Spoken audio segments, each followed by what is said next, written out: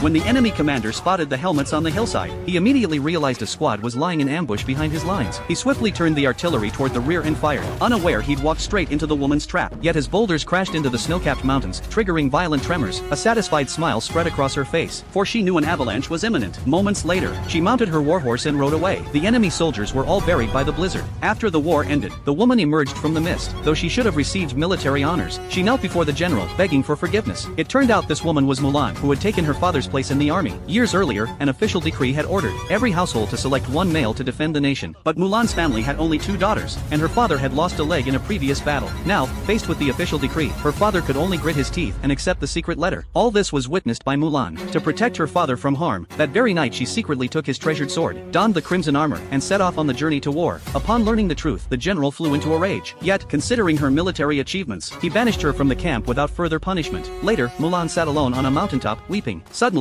a witch appeared before her. She shared her own story with Mulan. It turned out the witch had once been like Mulan, a fierce and skilled warrior, but everyone believed a woman on the battlefield was an utter disgrace. In the end, the witch had no choice but to defect to the enemy, and played the role of the villain. And now she hopes Mulan will join her cause. The witch also told her that the war here is merely a ruse by the enemy. Their true objective is to launch a surprise attack on the imperial capital. Upon hearing this, Mulan immediately refused the witch's offer, and spurred her horse toward the camp. That night, she reported the matter to the general, who refused to believe her. Fortunately, her former comrades chose to support and trust her. Ultimately, the general decided to let Mulan lead them on a nighttime rescue mission. But when they arrived at the imperial palace, they discovered not a single guard remained. Then they fell into the enemy's ambush. Under the general's command, they fought desperately to hold back the enemy forces. Finally, Mulan charged alone into the palace. To her shock,